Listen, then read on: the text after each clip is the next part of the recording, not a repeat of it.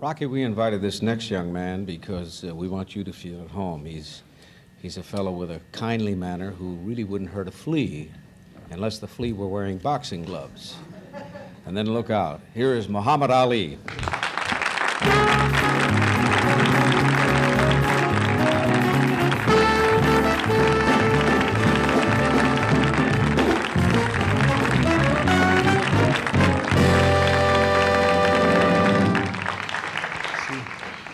You look in shape. Rocky still got his boxing shoes on. Well, he didn't have time to get out of them at all. Are you in training now? Because I read that you're fighting. Now we're presently training to fight a world light heavyweight champ. Bob Foster? Bobby Foster, yeah. Look, in what'd you Lake say? Tahoe, Nevada. Oh, right. Yes, and that's going to be a good fight. Is that going to be a tough fight, Muhammad? Well, if I'm really in top shape, it's not tough. After the third round, they're never too tough.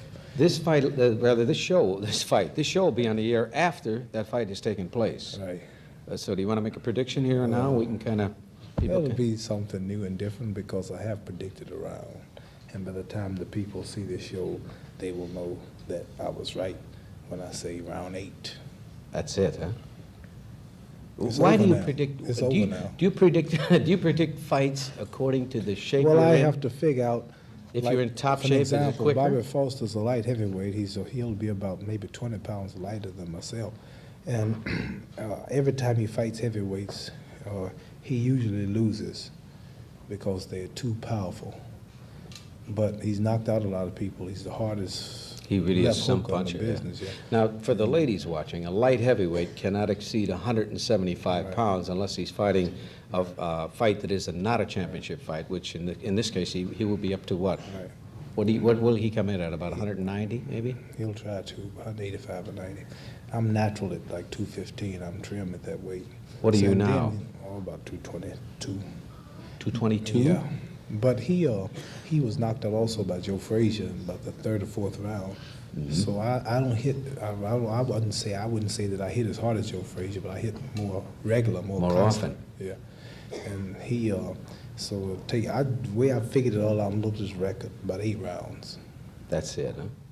I read in the paper where your brother, and I think your brother's in our audience, lost a fight to a fellow with an Irish name. Seems to me it's like O'Halloran or something. Right, yes. And he said he beat one of the Alis, and he's going to beat the next one.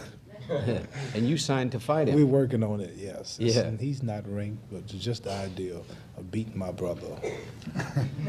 You're going to be... My brother was beating him. My brother beat him for about 8, 9 rounds, and he got hit just at the last of the fight. He got careless. But I can't let him go around talking about he beat my brother. So you're going to fix him, huh? Yes. Will you be mean for that fight No, because of him? Not really. I won't be mean, but I'll be in good condition. In a recent fight you had in Las Vegas with Floyd Patterson, you were reported to be, they said, more of a gentleman than ever before. That fight was in Madison Square Garden. I'm sorry. The last fight was in Madison. But they said you were more of a gentleman than ever before. Have you kind of changed your approach, Muhammad? No, but what happened was the first time I fought him, the tactics that I used then and the style and the poems and the gimmicks wouldn't work the second time. So I was just quiet this time. What did you see him after the fight? Did you see Floyd after the fight? The day after, yes, he was coming out of the hotel there across from the garden. I forgot the name of it. And he spoke, had his wife and his children with him. He's a nice gentleman. Yeah, he is. When is that fight going to take place between you and Joe Frazier, the next one? I'm trying to catch Joe Frazier. I've been working on it and working on it. We've been calling his trainer and his manager, and I don't know what they're going to do. The World Boxing Association said they're going to take his title. By the time this show is aired, they might take it. I hate to see him take his title because I was a victim of the same thing once. But he shouldn't allow this to be because he's only fought twice in almost 2 years. And the 2 fellas he fought would be sparring partners for myself. And I fought, by the time this show is aired, I would have had 9 fights to his 2. All ranking fighters, too. Huh? Well, not everyone. Mac Foster was ranked number 5. Jerry Quarry was ranked number 2. Patterson was ranked number 4. Jürgen Blem was the champion of Germany.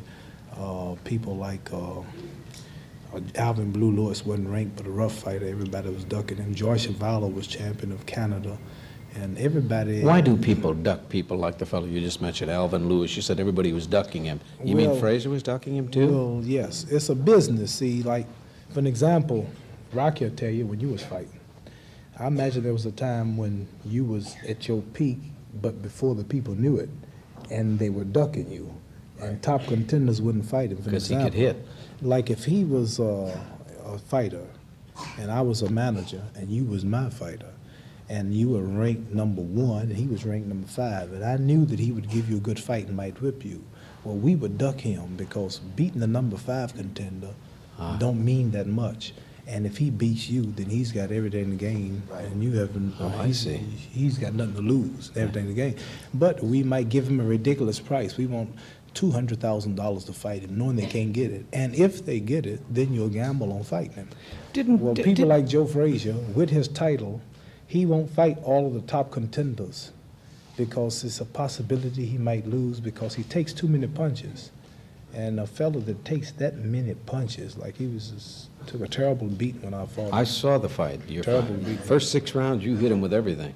But what happened was fighters today just don't fight the top contenders, and this is why I'm fighting everybody. Every 2 months I'm fighting somebody, regardless to who I'm fighting, regardless to what's involved, no return clauses. And because if a fella's ranked #3 in the heavyweights and the champion won't fight nobody, and like a fighter's life is short, and if the fella don't get no work in 3 years, he can be over the hill or he can have a bad break. So Do you ever think about the fact that you might go in with one of these lesser known fighters and get beat? Does that ever occur to you? Right, it can happen. This is why I train like I do, and this is why I'm always in condition, and I never really underestimate them. But it's not liable to happen. But the odds you haven't changed, man. I'm so happy. No, the odds against it. It's possible. But do you ever get nervous? Do you ever frightened before you walk into the ring? Frightened? Yeah. Really? Yep. When were you scared? All the time. The night that you fought Frazier, I saw that fight. I'm surprised I wasn't. I should have been, but I wasn't. You weren't? No. Did you think you'd win? I played too much. Well, yeah, I watched you the did film. kid around a little bit. I watched the film of the fight, and some fellow named Bill Greaves, a black producer, went to all the prisons throughout the country, and everybody said, I won the fight. Frazier, I hit Frazier with 689 clear punches. He hit me with 345 punches. Who counted those? All in slow motion. Take each motion? round and count each punch. I see. So I hit him about 680 something. He hit me 440 something, but he won. But it was hard to. I was fighting many fights at that time, and I just couldn't win all of them. When he floored you in that last round, did he hurt you? No, it was a punch I didn't see. I got right up. But did it hurt? No. The 11th round, it hurt more. The one that I saw coming, but it did knock me out, that one did. But the shape he was in and the months rest he had to take of intensive care, if that's got to happen to the winner, then I don't mind being the loser. What do you mean? What do you mean intensive care? You mean when he went into the hospital? No phone calls, no visitors for about 30 days. People have head-on collisions in cars and are shot and get out over 30 days.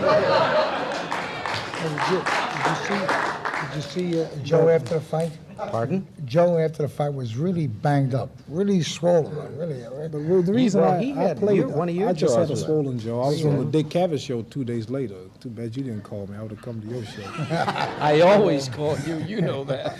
But anyway, like I played 4 rounds and I didn't protest. And in a way, I'm glad I lost. Why? It taught me a lesson. You can become intoxicated with alcohol. Some get intoxicated with narcotics. Some get intoxicated with wealth. Some get intoxicated with physical attraction. Some intoxicated with greatness. And I was intoxicated with greatness. With greatness. And the idea is when a man's intoxicated, he'll do something that he wouldn't do sober. So I got sober after the fight. Now I'll train hard. I won't play. I won't joke. I won't stand in the corner and just take punches and talk. And I didn't realize, I lost contact with the world. And after the Joe Frazier fight, I went all throughout Africa, Asia, Arabia, all throughout England, Scotland, France. That fight was seen everywhere in the world. Yes, I went everywhere. I was surprised, kings of countries, and everybody really watched it. Some governments stopped work for the day, the actual government, the parliament houses, all throughout places like Thailand and Spain and Madrid. I met the leader of Madrid, and I was Tripoli, all down in Libya and all down in Africa and all throughout Scotland, Holland, France.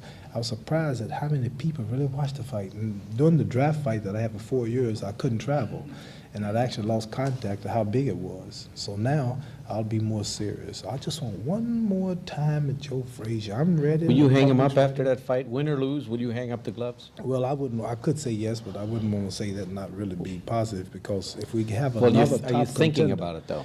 only if we have another threat standing around and the public want to see it, and I don't want to leave saying he ducked him or he ducked him. Are there any threats that we may or may not know about? I keep reading about Well, young yes, there probably are. hopefuls and Well, people like Joe coming up. Frazier, at the time he won the Olympics, I just fought Zora Foley. This is when the title was taken.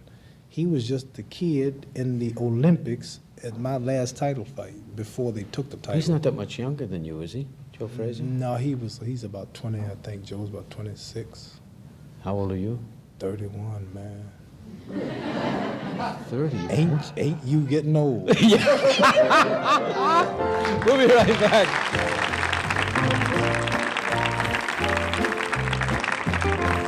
Mohammed, you're not only your brother Rahman is in the audience, and your daughter Miriam is there. Yeah, she's 4 years old now. Can we She's get a starting- camera on Mohammed's She's starting to come out. brother and his daughter?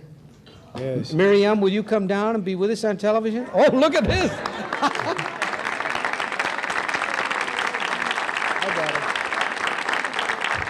Hello, girl. Oh, isn't she something? How old is she, Mohammed? How old are you? Tell him you. 4. 4. Have you ever been on television See, before? look, you're on television. See? Miriam, look at you. Look how you look. Look how you look. Smile. Smile at yourself, Miriam. Miriam, Smile at yourself. Tell him who you look like, Miriam. Tell him. Who do you look like? Well, I won't let you come on television no more. You won't say nothing. Who do you look like? My daddy. Oh, that's marvelous. Is your daddy pretty or is he ugly? Pretty.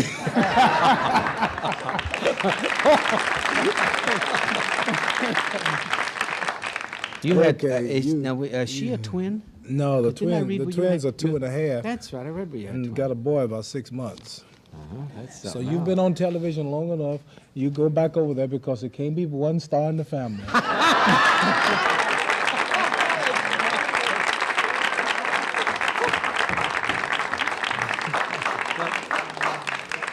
That was cute. But you've given her some training, though. I she tell was her her she daddy's was on- beautiful. No, she was on another show once, and she went all over the neighborhood telling her children, "I was on television," and she's starting to get a little big head. Well, she was on again. I love when she saw herself, the expression. Wasn't that cute? We keep reading about the fight happening again, but have you officially what fight? asked for the Frazier fight? Well, yes, the fight's going to happen. You can be assured it's going to happen, because what's going to happen is they gave him 48 hours a few days ago to sign to fight somebody. How they were going to take it. So he said he'll fight George Foreman, and they were negotiating. And I Is understand. he a serious contender, Foreman? Yeah, he's ranked number 2 next to myself. And I understand that they're having trouble with the fight. They wanted it in Jamaica, and it's not going to come off. And I think they were only stalling. He's not going to really fight. I thought it was going to be in Houston, I heard. Right, but I think what's going to happen is they're going to take the title, and then they'll probably let me and Foreman fight for the so-called title, which is what I don't agree with, but it's the only way we can get him to fight. And then he'll have to come around to fight. The big problem is the commissioners and the judges who gave him the fight. Now he says he's champion, and financially he wants to be paid like the champion and me like the challenger. But what's so different, in the past this is true, but what's so different about this fight is that the number 1 contender, which is myself, drew all the people. All the people who are not fight fans, the rednecks come to see me whip because I talk too much. And the black militants come see me whip because they like the way I talk. And many of the draft fighters and resistors come because of what I represent.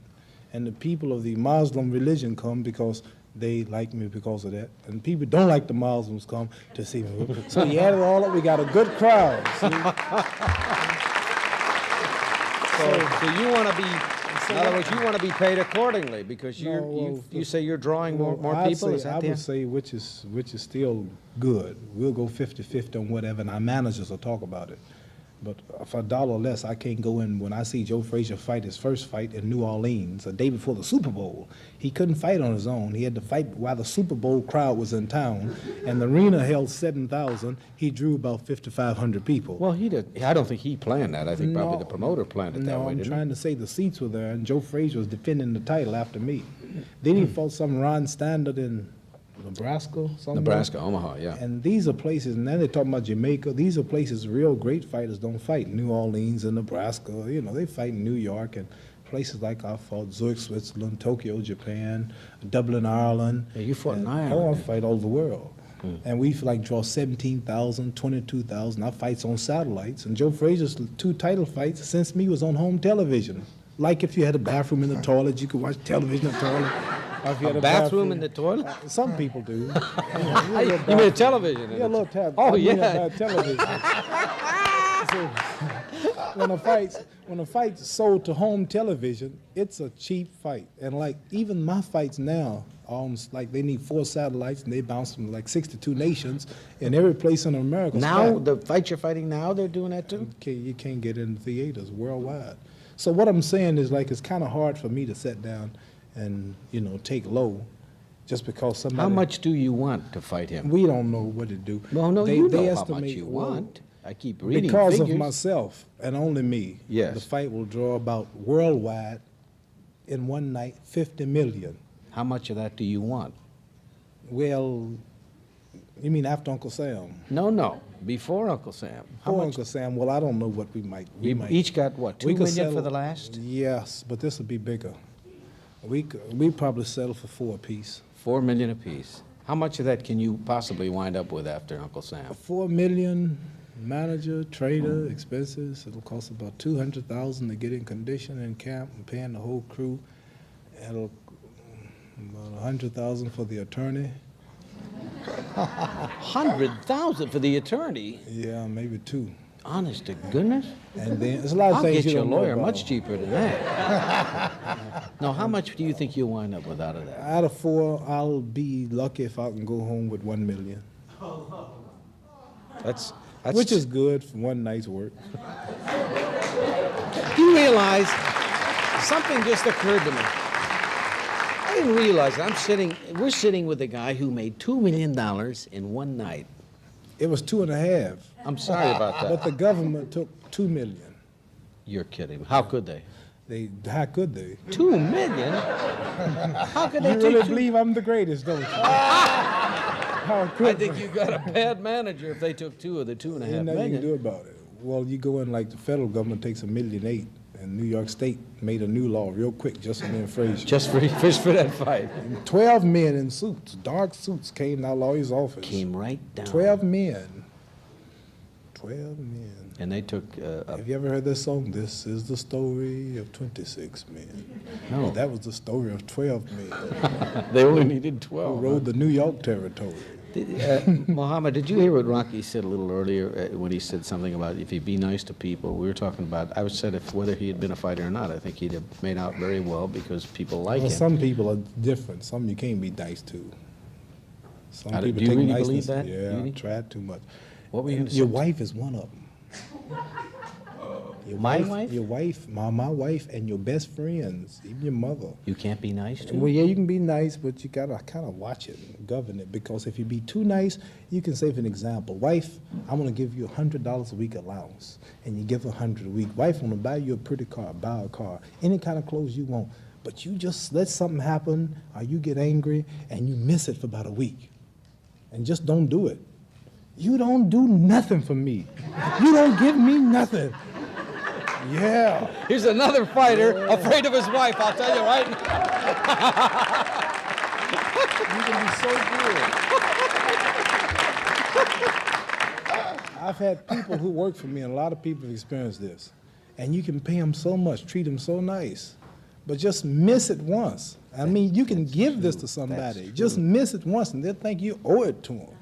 So That's you a have to be fact. That's real- like you have to loaning. watch how you It's like ration loaning out. money to some people. When they pay it back, they make you feel guilty. You can tell a lady or a man, a lady can tell a man that she love him. She can be so nice. She can be so nice, and he'll soon take niceness for weakness and say, "Oh, I'll go find me somebody else. I got you."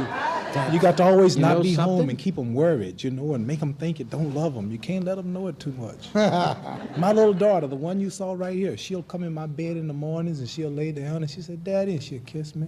I'll kiss on the jaw and she'll lay there, and I turn around. As long as I don't want her, she's all right. But as soon as I start grabbing her and loving her and That's hugging her, true. she push me out of the way. Oh, I'm tired. Leave me alone. As soon as she gets me, You're strong, you know that? and I use deodorant every day. Man. No, you understand what I'm saying? Hey, how are you? You can be nice, but you have to watch how you I act. understand. We're coming right back right after this.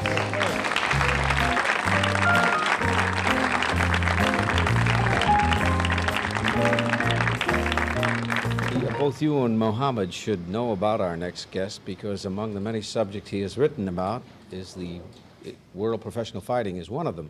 In fact, he wrote the preface to Jose Torres' book, Sting Like a Bee, which is about you, Mohammed. And this is his latest book, St. George and the Godfather, his views of the two political conventions of this past summer. Greet with us, please, Norman Mailer.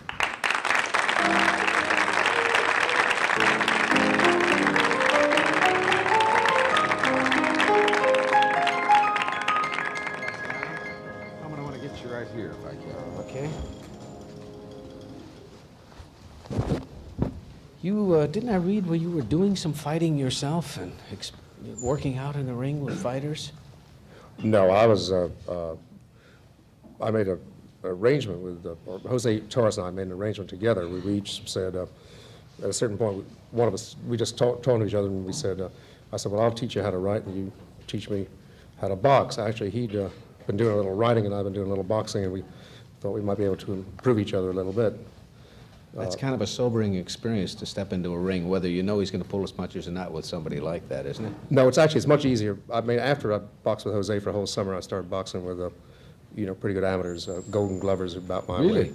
And that was much rougher, because Jose is so good. After all, he was light heavyweight champion of the world. So Sure. when he was boxing with me, he'd tap me, and if I made a mistake, and if I made the same mistake again, he'd tap me a little harder. And after a while, you just would build up conditioned reflexes. And you would get a little better. It wasn't real boxing because there wasn't any fear. I knew we were good friends. I knew he wasn't going to hurt me. You hoped it would. No, he just Yeah, wouldn't. but if He's you a- hit a fighter, somebody like this, accidentally, I mean, their reflexes alone, I think before they knew it, they'd hit you back. it was Wouldn't that happen, Mohammed? Be in trouble.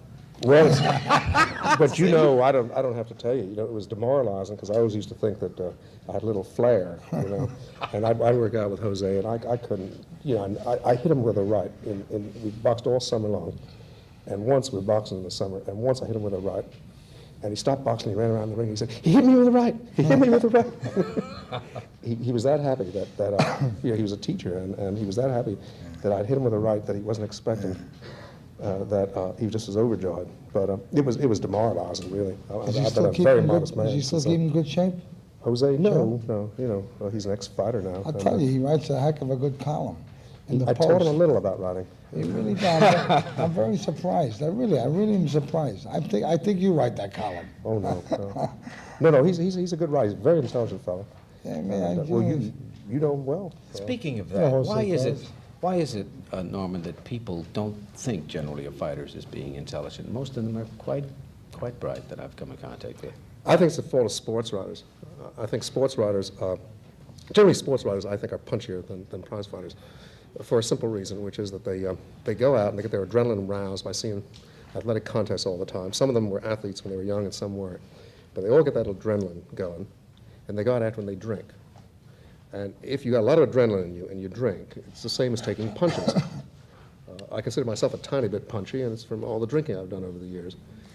And what sports writers can't bear is that these fellas out in the ring, and they're boxing, and they're good, and they're intelligent. That they can bear it if they're not intelligent. But if they're fine athletes, on top of that, they're intelligent. It's too much for a sports writer. And of course, when they print little comments that fighters make, they can easily make them sound like they're not bright. Well, sports writers They are can take punchy. things out of They never get a context. quote straight. But they always make fighters sound like curious creatures. Before we go on with the fighting, I want to ask you about this title, St. George and the Godfather. Well, St. George refers to George McGovern, yes. and the Godfather refers to President Nixon. And I must tell you that when this show is aired, the election will be over with.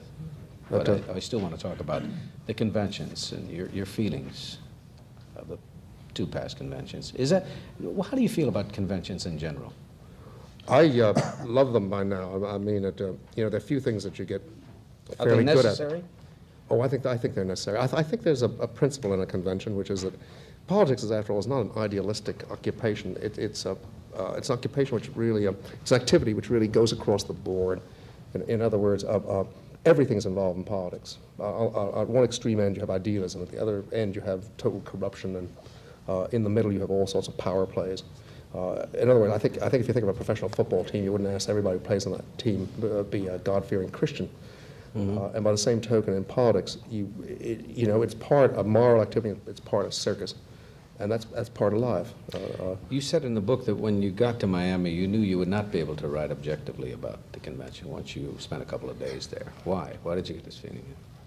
Well, because it wasn't going to be a dramatic convention. When you cover All cut and dried, wasn't it? No, when you cover More or less. a subject, if the subject itself takes over. For instance, when I covered the Ali Frazier fight, the first one, which I covered for Life magazine when the fight took place, I wasn't in that situation for more than a minute. In other words, I sort of established myself at the beginning as the voice you were going to hear, and I never appeared again because there was no need. It was a tremendously dramatic fight. It was a great fight. I think it was a great fight. Really a good fight. Now, what were the striking differences between the two conventions? The Democratic Convention was absolutely improvised. It was like an improvised movie, which is what conventions usually are, to what people don't know how it's going to turn out. And they, everybody who was in it was sort of working hard for their own idea of how they wanted that convention to go.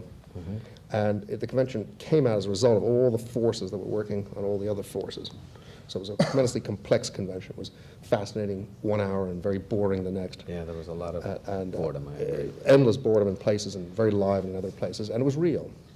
And the Republican convention was kind of marvelous in another way altogether, which is that it was probably the greatest spectacular that's ever been filmed over 3 days. I mean, for 3 days, for 3 nights and 2 days, we were treated to a 16-hour spectacular celebration about the personality of a man whose personality is famous for being utterly mediocre, to President Nixon. And it shows that he has a certain sort of genius, that he could recognize that America was ready to be entertained for 16 hours by mediocrity.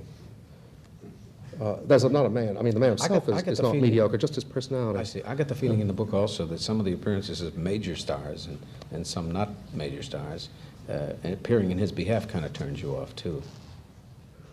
Well, it didn't turn me off. It sort of amused me. I mean, it's kind of marvelous to see John Wayne getting up there and getting behind Nixon, although you suspect that he really can't bear him because, Barry Goldwater is John Wayne's kind of guy, and he's just working for the team. If you're a professional football player and the coaches change, you're still going to work for the team. Right. But that was sort of comic. I wasn't, you don't get mad at John Wayne coming out for the Republican president. He's not going to come out for the Democratic How do you president. feel generally about people in show business coming out for candidates and openly saying, I'm for this man? And I think it's about do as you think it means anything? As far Oh, as the me, it public means, is concerned? I think it means something in the vote. Do you? But I think it's about as comic, finally, as it'd be if politicians started acting. To wit, not that comic. There are any number of politicians who are fine actors, and they're very much like actors. They say the same thing every day. I think they have to have a degree of talent as far as acting is concerned. I really do. They certainly have to have presence. Yeah. And then you have any number of actors who would make good politicians. I won't be at all surprised if in 20 years, 30 years, you have an actor running for president. Ronnie Reagan almost made it already. Yes. Now, do you think the political conventions carry out the democratic process? I think the democratic process is a crude process, and there's no getting around it. And I think the conventions carry it out, yes. They're terribly unfair, but almost everything in democracy is unfair. Unfair how? Well, you can get it from beginning to end. I'm not against that unfairness. I mean, I would not like to see a day come when people have a national primary and they elect the man they want to run. I think that would be worse. I think candidates would then get sold like soap. You know, what happens with a convention is that it's a cruel process. The qualities you need to win a nomination of a party are not necessarily the qualities you need to go on to become president. But if you can't win the first, then possibly you shouldn't be the second. In other words, maybe the president. Excuse me, we have to pause now for station identification. We're coming right back with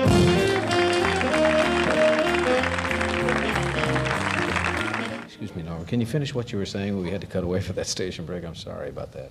Well, we were talking about about politics being a crude process finally, and the idea I was saying is that when the qualities it takes for a man to get the nomination as a Democratic or Republican contender are different from those he needs for being president.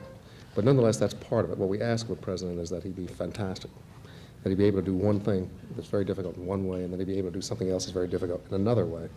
And I think that's all right. I think that's the way it should be. I think that if you end up having a primary in which everybody votes for who the nominee should be, that you tend to create experts. I would hate to see a town manager become president. Maybe it's all right if a town manager runs a town, a small town, although I much prefer to have a mayor who's elected.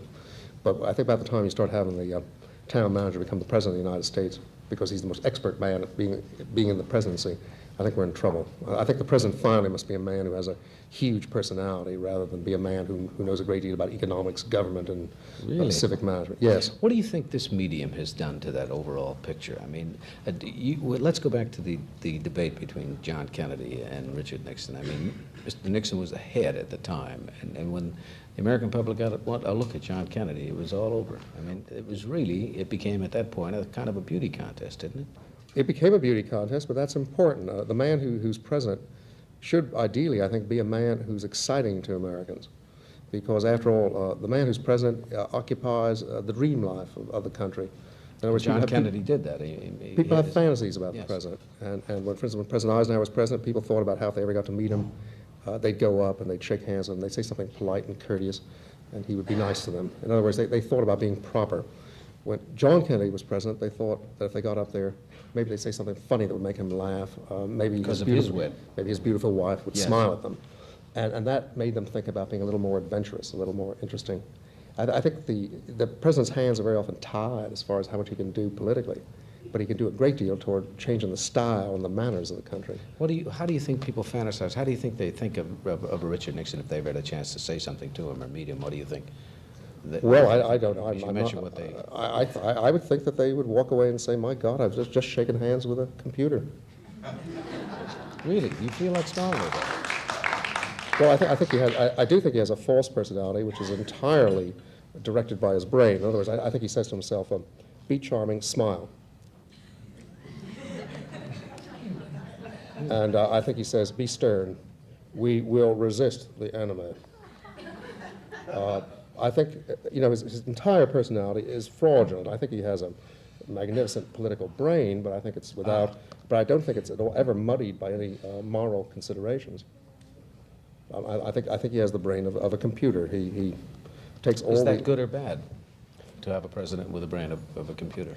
Well, I think in a time when the country is terribly disordered, having a man like that for a period can be fairly good because it can get the country slightly straightened out. But over any long period of time, I think it's a disaster. Mm-hmm.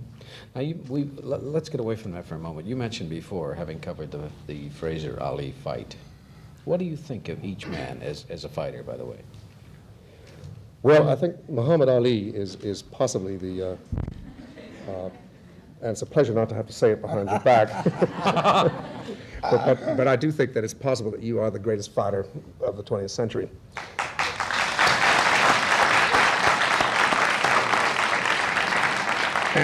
And I don't know much about the 19th century. I think that Frazier is certainly one of the very strongest fighters that has ever come along. And that the last fight between you, I think, was won by him finally because he was in better condition than you were. Do you agree, Muhammad, that he was in better shape than you?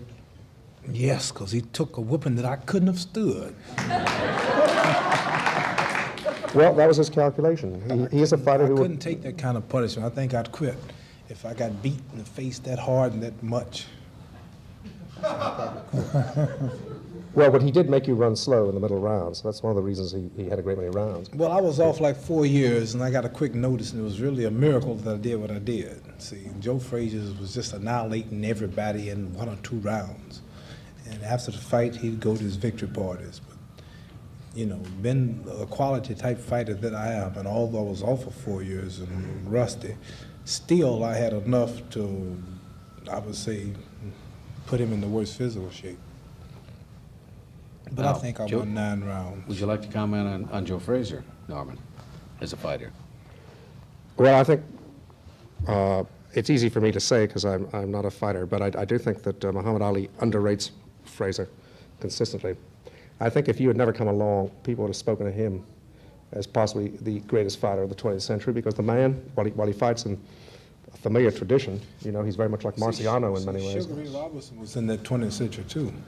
Sugar Ray was a... And we don't rank Joe Frazier not even good enough to shine Sugar Ray's shoes. Well, His weight and class. I mean, well- he's a scientific boxer. Joe Frazier's just an ugly brute who keeps coming and just throw punches from here, and he'll just beat you on your arms and your head until you get too tired. He's no science, no skill, no speed, no class, no art, just a big, rough pug. You don't rank him Ali, with- that was not my impression in that first round because I was sitting in the second row, you know, in the press, and I remember the look, to me, there was a look of surprise in your eye when you realized that his head was very hard to hit, that he was working. It wasn't hard to hit. I was surprised that it was hard as it was. It wasn't hard to hit. It was one, hard when you hit it, and two, it was harder to hit than you thought it was going to be. You missed him a great many times in that first round. But I and- still won the first round, even on the judges' cards. well, you were throwing more punches. I won the first round. But there was the feeling I had in that first round was that Frazier was amazed at how strong you were physically, and you were amazed at how hard he was to hit because you assumed you just hit him at will. Well, and it wasn't that easy. I'm not looking for no excuses. I watched the film like 10 times. Well, you know more about that whooped fight than I do. Joe I don't- Frazier, physically. I won more rounds. I lost the 15th because I got knocked down. I shook up in 11th, and I played about 4. I lost 6 rounds. Well, but you know that in a heavyweight championship that is close and that highly regarded, One the man judge- that gets knocked down in the 15th round is going to lose the fight. One judge gave Joe Frazier 11 rounds and me 4. Now, anybody who knows anything about fights and saw it know that I won more than 4 rounds. Oh, certainly, no And question this about that. is a serious thing for something to be so big and for a judge to be so off. That could mean win or lose the fight. Well, let's put it this way. I think you were certain when you went into that fight that you had a win by a little more than an absolutely close margin because you knew that public sentiment was against you, which is equivalent to saying that the judges would be a little bit against you. They're human too, and they're not Well, human in it the most all interesting turned out way. that it's good I lost the first one. I agree. After taxes hit us, we need another payday. I agree because I would have had a salam before I could talk to you today. It's true. Norman, what do you think of Muhammad and Joe Frazier, not as fighters, but as people? Why do you put him in spots like this? I mean, It's no Because he's an spot. interesting man, and it's not hard for him well, to he's, answer that he's in question. striking distance from me. I mean, Well, what do you think of them as people? Well, Muhammad is very hard. They're both very hard to talk to in different ways. Muhammad's very hard to talk to because you never catch him. You know, he just is a brilliant conversationalist. He is, Yeah, indeed. and Joe Frazier, to my surprise, is a very intelligent man. Yes, he is. I wasn't He prepared for that. Yeah. I was not prepared for that. He's a very intelligent man. And you know, I was on your side in that fight, and then I interviewed him, and I hated that interview because I liked him a little more than I wanted to. And it wasn't that I was rooting for him after that, and I did root for you in that fight. But I ended up, as I said, liking him a little more than I wanted to, and that was terrible. You always like to hate the guy you're rooting against. You don't want to. Did you bet on the fight, Norman? No, I wanted to bet on Muhammad the day of the fight, and I couldn't get a bet. Did you bet Rocky? Yes. You bet on him?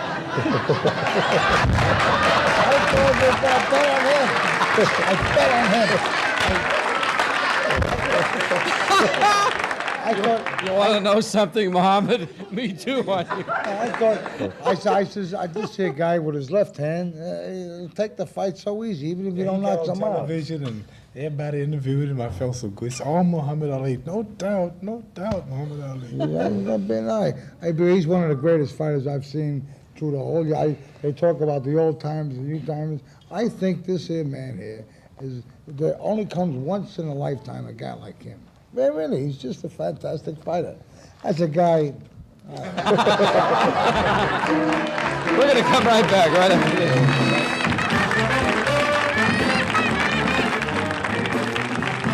this. Ladies and gentlemen, we're going to open it up now to our studio audience to ask questions of Mr. Norman Mailer, Muhammad Ali, Rocky Graziano.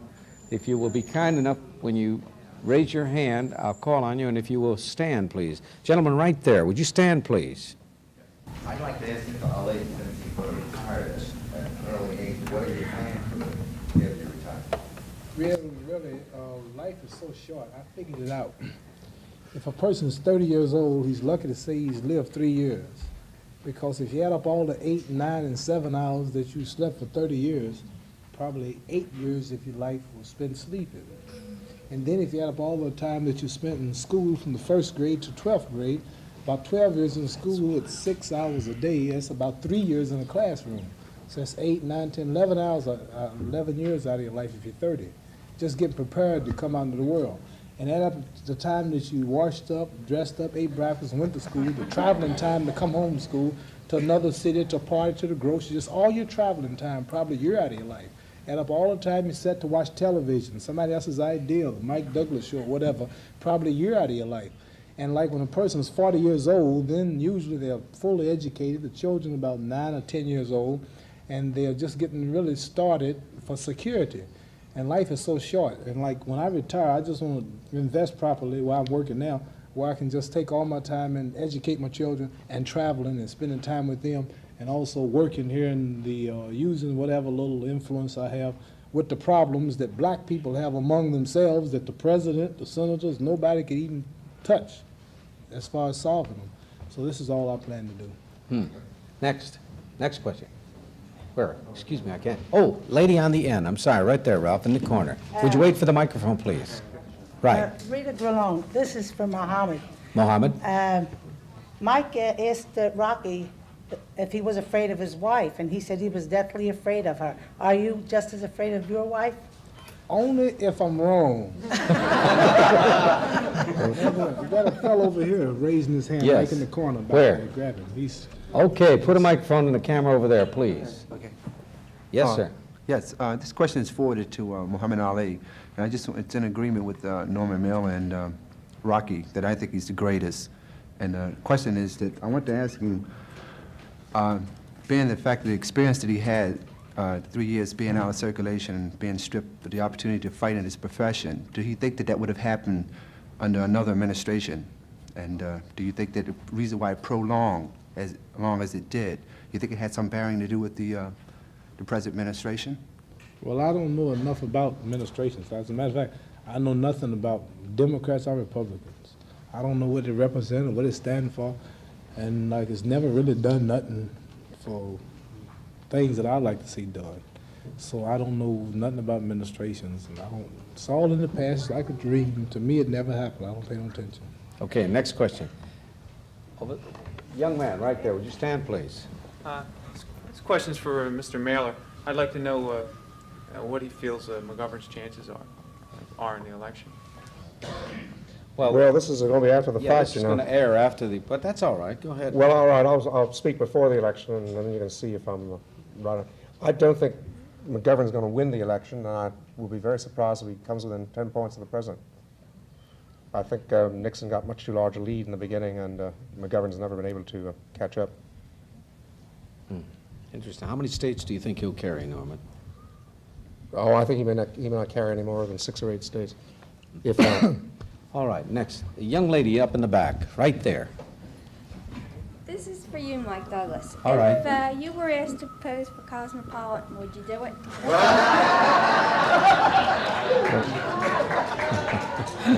If I were asked to pose for Cosmopolitan, clothed, yes. Unclothed, no. Next. I was wondering if Mohammed has a poem for us tonight or for his little girl. Yes, these shows here, they give you a little, they have a little budget, you know, everybody gets the same, and when I'm on Johnny Carson and Dick Cavett and David Frost, they do twice as good as these shows do as far as salary. And I wrote a poem concerning this show, just did. And it goes like this. Mike, I like your show and I like your style, but your pay is so cheap, I won't be back for a while. That's not true, and you know. We'll be right back.